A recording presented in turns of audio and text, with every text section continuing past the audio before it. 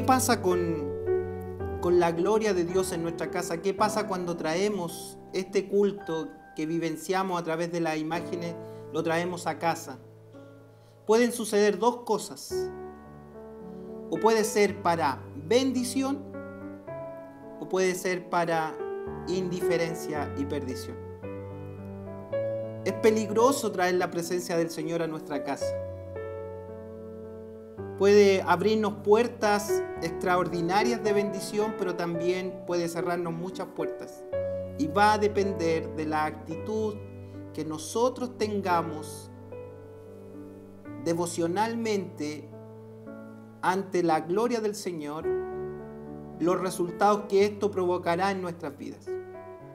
Voy a invitar, dentro de la serie La gloria de Dios en mi casa, a que vamos al segundo libro de Samuel, en el capítulo 6, y vamos a leer solamente los versículos 8 al 12, del 8 al 12. Amén. Dice así: y se entristeció David por haber herido Jehová a Usa, y fue llamado a aquel lugar Pérez Usa hasta hoy. Eso es temeridad. Pérez Usa es temeridad, es un lugar de terror. Y temiendo David a Jehová aquel día, dijo: ¿cómo ha de venir a mí el arca de Jehová? De modo que David no quiso traer para sí el arca de Jehová a la ciudad de David, y la hizo llevar David a casa de Obed-edom Geteo. Y estuvo el arca de Jehová en casa de Obed-edom Geteo 3 meses, y bendijo Jehová a Obed-edom y a toda su casa. Voy a volver a leer ese texto. Y estuvo el arca de Jehová en casa de Obed-edom 3 meses. Y en 3 meses bendijo Jehová a Obed-edom y a toda su casa. A ver si ustedes dicen conmigo ahí en su casa: y a toda su casa. Amén. Fue dado aviso al rey David diciendo: Jehová ha bendecido la casa de Obed-edom. Y lean conmigo ahí en pantalla: y todo lo que tiene, todo lo que tiene. Fue bendecido Obed-edom y todo lo que tiene. ¿A causa de qué? A causa del arca de Dios. La bendición en Obed-edom, en su familia y en toda su casa fue causada por algo, por el arca de Dios. Entonces David fue y llevó con alegría el arca de Dios de casa de Obed-edom a la ciudad de David. Amén. El deseo profundo de Dios siempre ha sido habitar en medio de su pueblo, habitar en medio de sus hijos. La gloria del Señor situada en el centro del pueblo. Y todo el Antiguo Testamento nos da un reflejo claro y preciso de cómo Dios fue moviendo circunstancias para que esto fuera posible. Y vamos a ir a Israel adorando al Señor en el desierto. Y en el desierto, Dios les ordena construir un tabernáculo, un templo de campaña que se armaba y se desarmaba.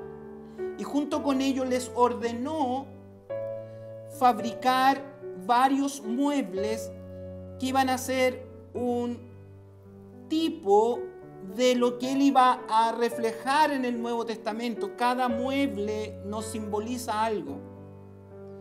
Y particularmente dentro del tabernáculo, en el lugar santísimo, se encontraba un mueble precioso que se llamaba el Arca del Pacto.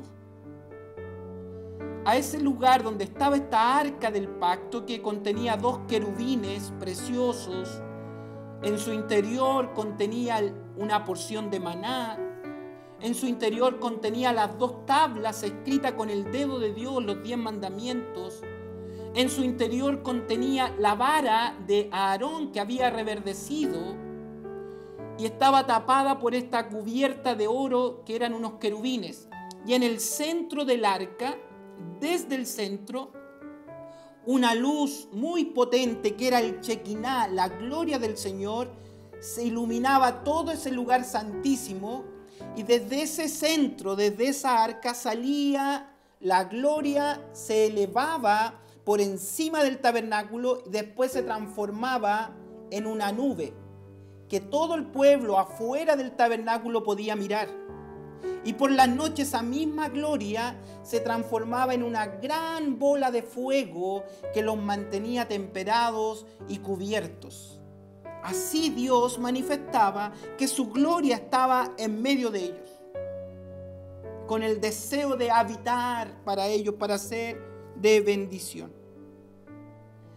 Pasa el tiempo y cada vez que el pueblo de Israel iba a combatir, a enfrentar batallas, la orden de Dios era que tomaran el arca y la llevaran a las batallas, porque eso simbolizaba que la gloria del Señor les iba a acompañar en esas batallas.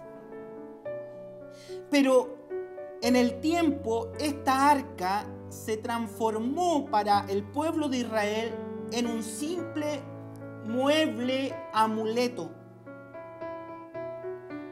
Este lugar tan precioso que contenía elementos tan sagrados se transformó en un elemento necesario para ganar batallas.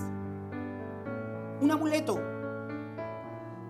Perdió todo el sentido espiritual para el pueblo de Israel, perdió todo el sentido de gloria, perdió todo el sentido de adoración, perdió todo el sentido de que eso era del lugar santísimo y solo el sumo sacerdote podía acercarse.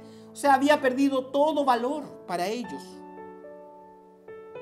Y pasaron el tiempo, pasaron los años y llegamos al tiempo de el rey Saúl, cuando ya se ha instalado en Israel la monarquía.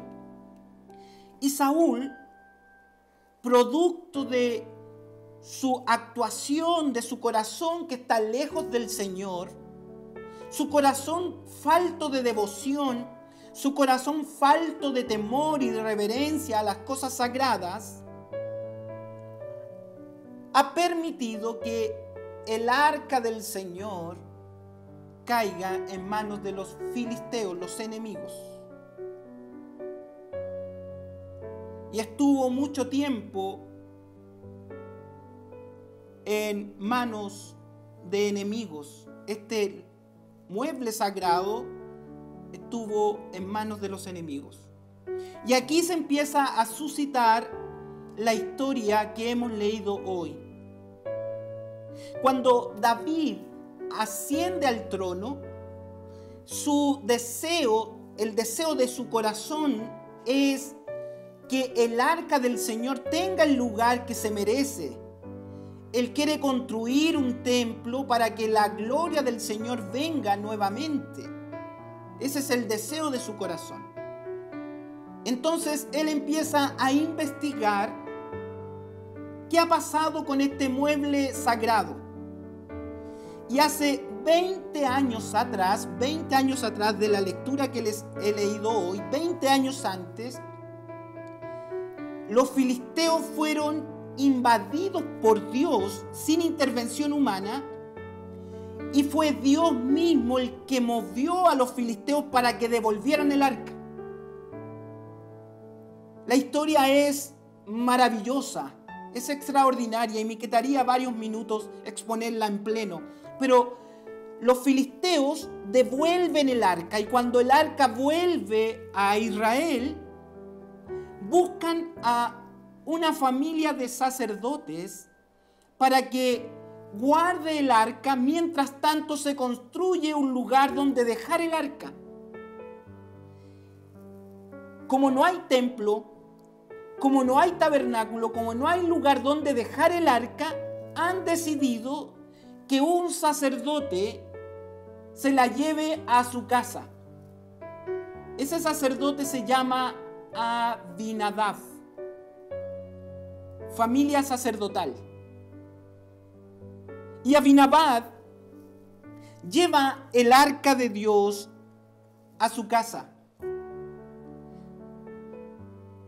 Y en 20 años que el arca del Señor está en casa de Abinadab, la Escritura nos dice que en todo ese periodo de tiempo no pasó absolutamente nada.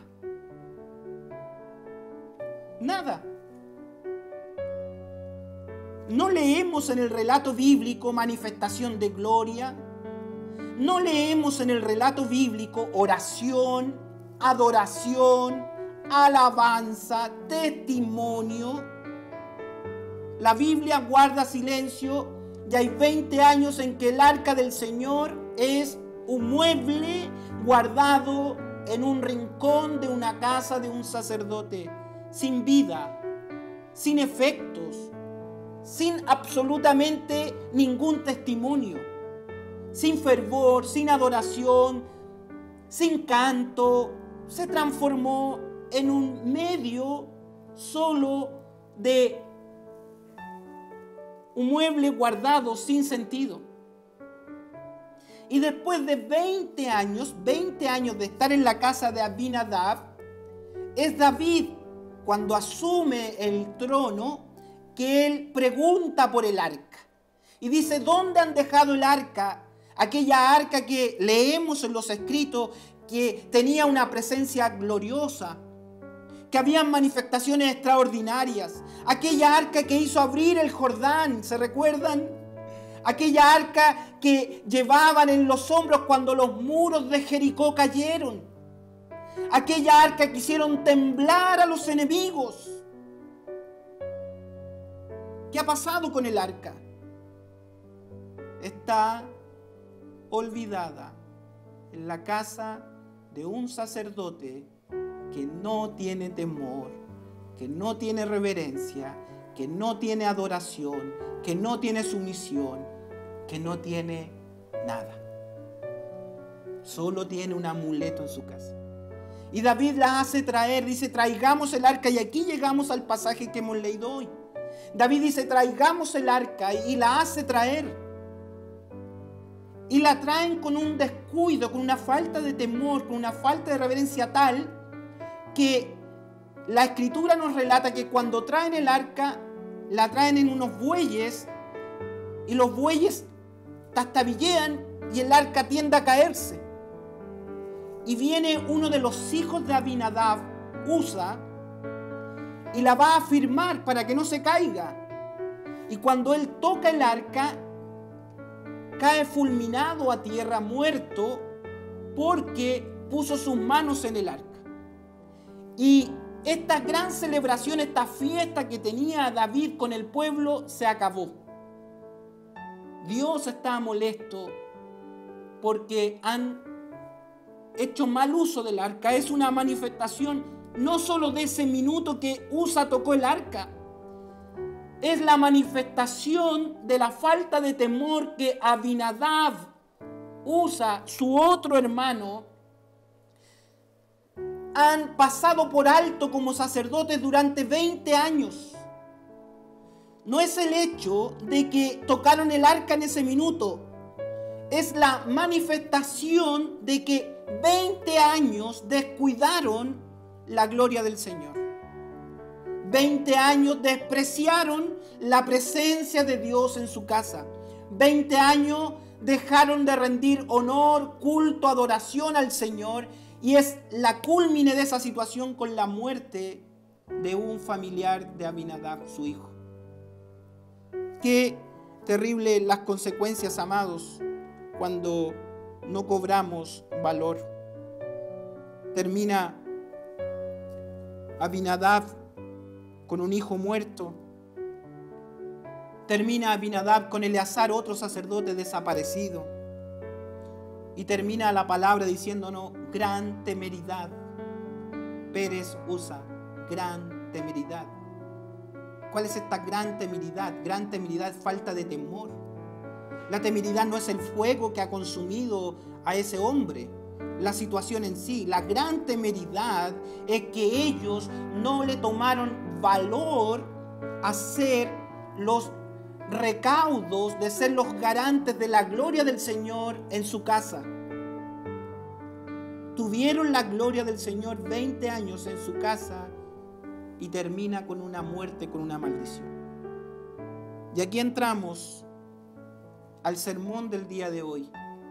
¿Y nosotros qué vamos a hacer con la gloria del Señor en nuestra casa? ¿Qué vamos a hacer con esta gloria que ha venido a nuestro hogar? La palabra del Señor nos dice: vosotros sois templos del Dios vivo. Hemos estado durante 3 meses recluidos en nuestra casa.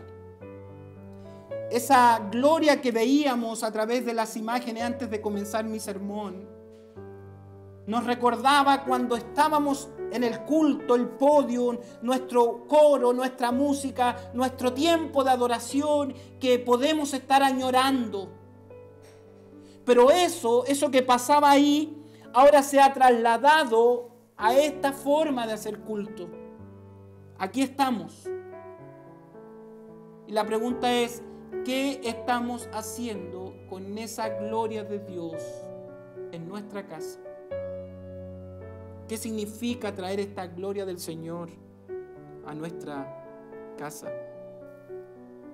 Dice el versículo 10, cuando muere Usa, David sintió tanta frustración, tanto temor, tanto dolor, que no quiso traer el arca. Dijo, no, vamos a esperar mejor. No es tan sencillo llegar y traer el arca a mi casa. No es tan sencillo llegar y levantar un culto en mi casa. No es tan sencillo que yo diga, quiero la presencia del Señor en mi casa. Quiero la gloria de Dios en mi casa. No es tan sencillo. Entonces David dijo, no quiso traer para sí el arca a la ciudad de David. Y encuentran en ese momento, yo no sé, la historia no nos relata, pero imagínense, ¿quién se iba a llevar el arca? Se acaba de morir uno por tocarla. La fiesta se acabó. Y ¿a quién le pasamos el arca del pacto? ¿A quién le pasamos este mueble? ¿Quién se lo puede llevar para su casa? Lo lógico es encontrar un sacerdote que se la lleve. Pero no hubo ningún sacerdote disponible. No encontramos un sacerdote que se la quiera llevar para la casa. ¿Qué hacemos con la presencia? ¿La dejamos ahí tirada? David entonces, como rey, busca a alguien y encuentra a un hombre que se llama Obed-Edom. Y la hizo llevar David a la casa de Obed-Edom. Tal vez eso no nos dice mucho, pero el escritor inspirado da cuenta de algo que no debemos pasar por alto. Dice que es geteo. Obed-Edom, geteo. Geteo es de la región, de la ciudad, del lugar de donde él provenía. Bueno, un geteo particularmente era de Gad. Y Gad era región de los filisteos. O sea, Obed-Edom, primero, no era de la tribu de Leví. Segundo, no era israelita. Tercero, provenía del peor enemigo de Israel. Era un extranjero, era alguien que no merecía nada de nada de nada, ni acercarse al pueblo, menos acercarse al arca. No merecía nada. Pero Como David tenía cierta cercanía porque lo habían ayudado los filisteos, lo más probable es que conocía a Obed-edom. Y le dijo: Obed-edom, no, ¿sabes qué, amigo? ¿Por qué no te llevas el arca para tu casa, por favor? Y Obed-edom, junto a sus hijos, encuentra glorioso el momento de llevarse ese mueble sagrado para su casa. Lo encuentra maravilloso. Él no merecía nada. Él tenía mal testimonio. Era un extranjero. No tenía posibilidades. ¿Quién le iba a encargar a alguien así la gloria del Señor, la gloria de Israel? El arca que había abierto ríos, el arca que había derribado muros, el arca que había hecho retroceder enemigos. ¿Quién le iba a encargar a una persona así la gloria del Señor?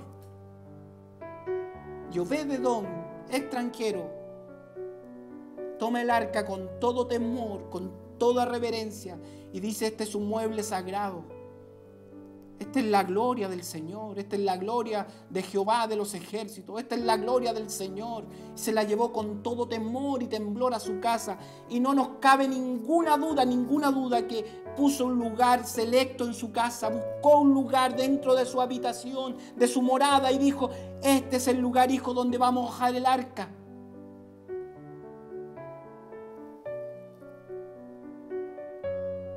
Dice el verso 11: y estuvo el arca de Jehová en casa de Obed-edom. Y vuelve a decir, extranjero, geteo. Y estuvo el arca en casa de Obed-edom, extranjero, geteo, 3 meses. Solo 3 meses. Había estado 20 años en la casa de un sacerdote y no pasó nada. Aquí estuvo 3 meses. Y mire lo que nos dice: y bendijo Jehová a Obed-edom y a toda su casa. Lo bendijo. Lo bendijo Dios. ¿Cómo es esto? Que lo bendijo. Tanto así que lo bendijo que no es un secreto interno. No solo lo sabía Obed-edom y su familia. Lo supo su vecindario. Lo supo el pueblo. Tanto así que lo supieron todos que estaba bendecido. ¿Cómo podríamos decir que estaba bendecido? Había cánticos permanentes, había oración, había provisión material. Vieron que sus tierras fructificaban. ¿Cómo podemos saber que estuvo bendecido? No lo sé, pero lo que sí sé es que todos se dieron cuenta que estaba bendecido. Todos notaron que había bendición. Tanto así que llegó al oído de David, el rey, que estaba bendecido ese hombre extranjero por tener el arca en su casa. Fíjese el verso 12. Fue dado aviso al rey David diciendo: Jehová ha bendecido a Obed-edom.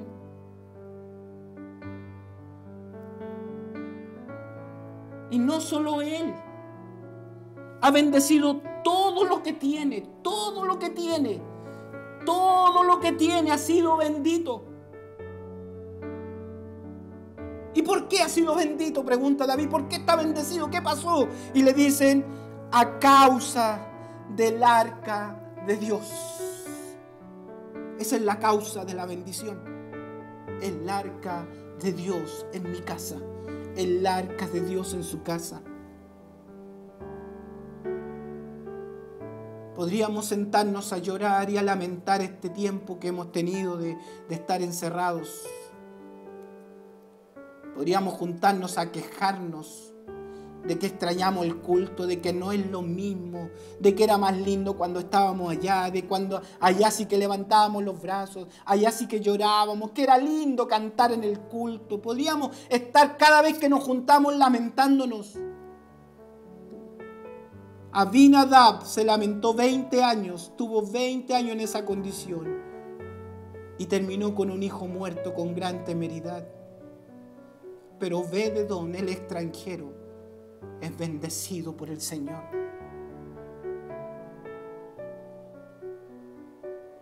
Y usted, amado, usted, iglesia, familia que se reúne en torno al culto. ¿Qué sucede con esta gloria? ¿Quién somos nosotros en esta historia? Abinadab,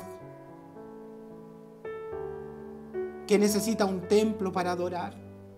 Abinadab, que necesita un culto para adorar, un culto que sea formal, con las vestimentas sacerdotales, con todo lo que corresponde a un culto, con la mandolina, con la guitarra, con la música, con el abrazo de los hermanos, con la bienvenida, con el coro que se une y toca.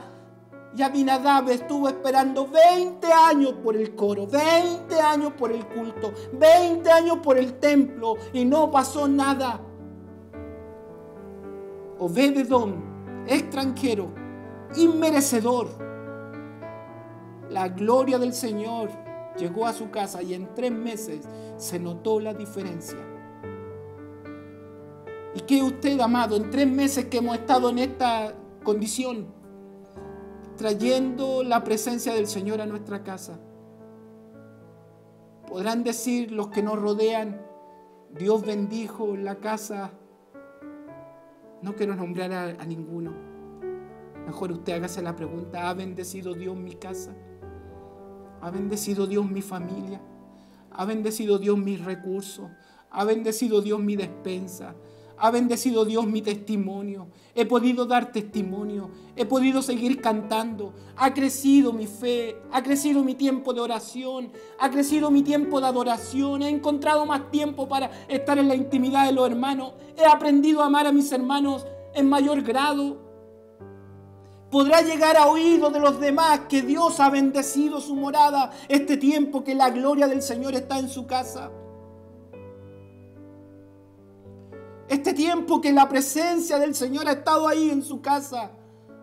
Ha quedado un fiel testimonio en los que lo rodean. En sus hijos, en sus padres, en sus hermanos, en sus familiares. Han visto que usted de verdad es un adorador. Que no solo necesita una corbata en el templo para levantar los brazos y cantar. Que no solo necesita vestirse con vestimentas sacerdotales formales y necesita tomar su instrumento en la iglesia para adorar. Podrán ver sus hijos que usted de verdad es un cristiano, es una cristiana, que usted tiene un temple de hijo del Señor. Porque usted dice, hemos traído el culto a nuestra casa.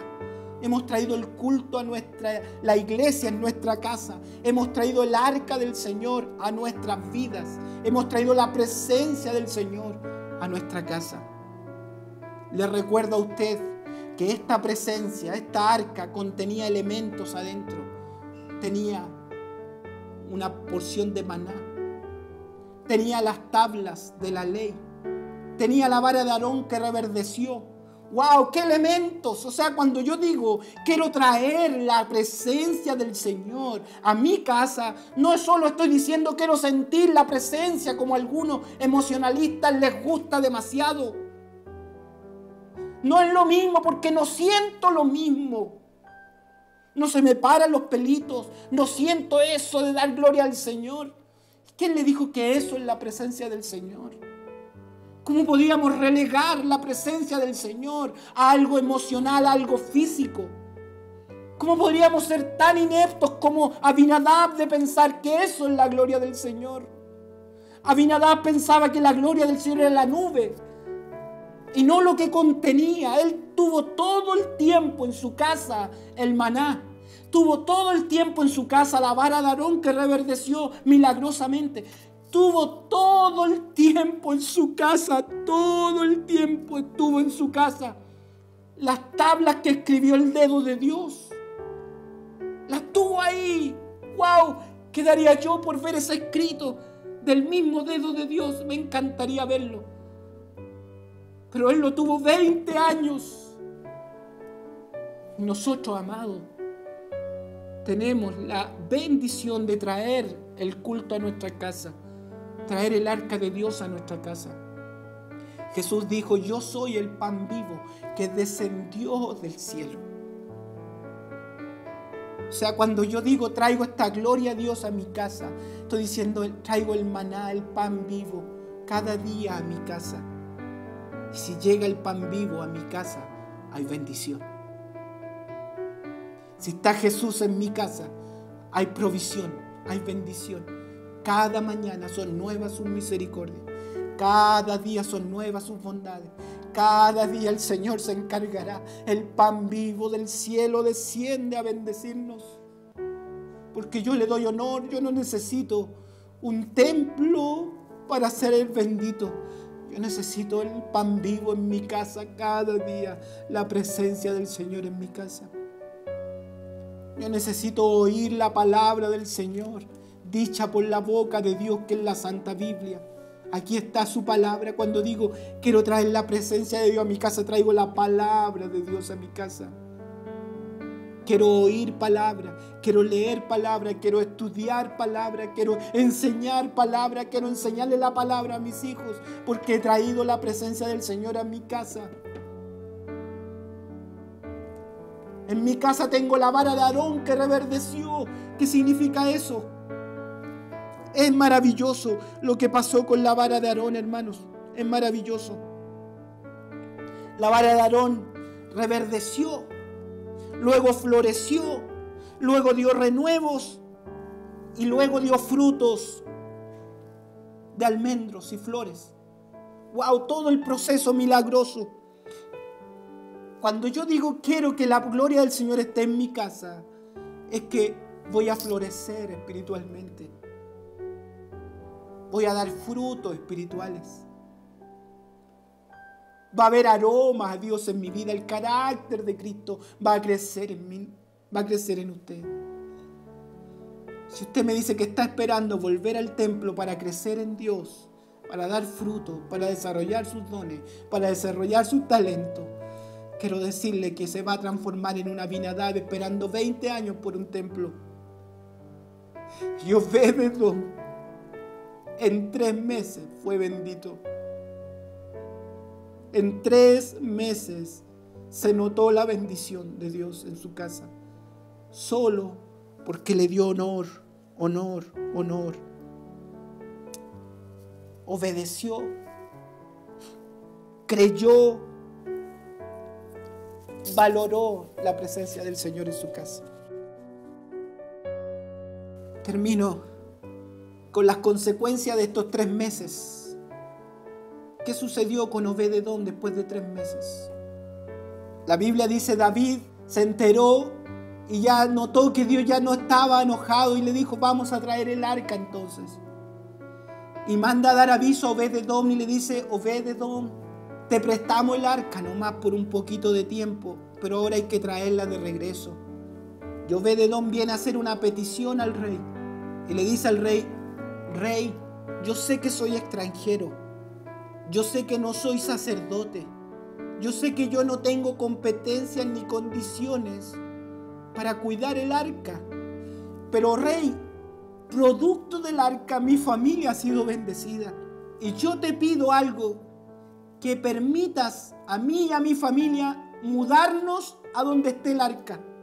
Y David investiga y dice, pero Obed-Edom, usted no puede cuidar el arca, no puede ahora en el templo, no, porque usted no es sacerdote. Pero él le dice que yo quiero estar, porque cuando la presencia del Señor estuvo en mi casa, yo fui bendecido, yo quiero estar, estoy enamorado de esa gloria. Estoy enamorado de la presencia del Señor, quiero esa presencia, quiero esa gloria. Y el rey le dice, bueno, te vamos a permitir que vayas a trabajar al templo. Sin ser sacerdote, vamos a decir que tú eres un sacerdote de segunda categoría. Te vamos a circuncidar y vamos a permitir que seas parte del pueblo, aunque no eres israelita. Te vamos a permitir ir al templo y que cuides el templo. Y Obed-Edom se mudó, dejó su casa y se fue a vivir al lugar donde dejaron el arca. Y después, cuando el rey muere, él ordena cómo se van a estructurar cuando construyan el templo. Y termino este sermón leyendo lo que dice el primer libro de Crónicas, cuando se habla de los oficiales, de los sacerdotes que están en el templo. Se va nombrando toda la familia de Leví, toda la familia de Leví. Y aparece entre medio la familia de Obed-Edom, el extranjero, el que no tenía parte en estas cosas sagradas. Aparece él. Y mire lo que dice la Biblia en Primera de Crónicas 26. Da toda la genealogía de Obed-Edom, quien tuvo la gloria del Señor 3 meses en su casa nomás. 3 meses. Están hablando de los oficiales del templo. Y dice, los hijos de Obed-Edom, Semaías el primogénito, Josabad el segundo, Joad el tercero, el cuarto Sacar, el quinto Natanael, el sexto Amiel, el séptimo Isacar, el octavo Peulati. 8 hijos, porque Dios había bendecido a Obed-Edom. 8 hijos están en el templo por causa de que él tuvo temor y temblor cuando el arca estuvo en su casa. 8 hijos están sirviendo en el templo. La otra generación, también de Samaías, su hijo, nacieron hijos que fueron señores sobre la casa de sus padres, porque eran varones valerosos y esforzados. Los hijos de Semaías, Obni, Rafael, Obed, Eliabad y sus hermanos, hombres esforzados. Asimismo Elaud y Samaquías. Miren, los va nombrando toda la genealogía. Primera generación, segunda generación, tercera generación. Extranjero trabajando en el templo. Y termino leyendo el verso 8. Todos estos de los hijos de Obed-Edom, ellos con sus hijos y sus hermanos, hombres robustos y fuertes para el servicio, para ministrar en el templo. 62 de Obed-Edom. 62 de Obed-Edom. Un hombre llevó el arca a su casa y todas sus generaciones fueron bendecidas. 62 personas sirviendo en el templo. Vamos a volver algún día al templo. Vamos a volver a los cultos de alguna manera en el tiempo. Pero este tiempo que hemos traído la presencia del Señor a nuestra casa, ¿qué frutos va a dejar? ¿Qué va a pasar con su familia? ¿Qué va a pasar con sus hijos? ¿Qué va a pasar con sus vecinos? ¿Qué va a pasar con sus familiares? Y bendijo Dios a Obed-Edom y todo lo que tenía.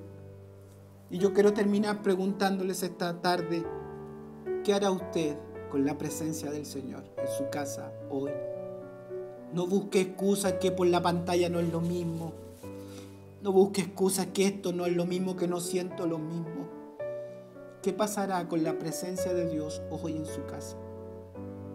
Yo quiero invitarles a esta hora a que doble su corazón y diga, Señor, con temor y temblor, tu gloria en mi casa. Con temor y temblor presentaré un culto a ti cada día. Con temor y temblor oraré, con temor y temblor buscaré tu presencia, con temor y temblor serviré a la obra, con temor y temblor te adoraré. ¿O usted necesita el templo para adorar? Vamos a inclinar nuestro rostro y yo le pido que doble su corazón delante del Señor esta mañana y le entregue todo su ser a Él y que Él haga una obra en su corazón, en su casa, en su familia, para que se diga, en la casa de Obed-Edom hay bendición.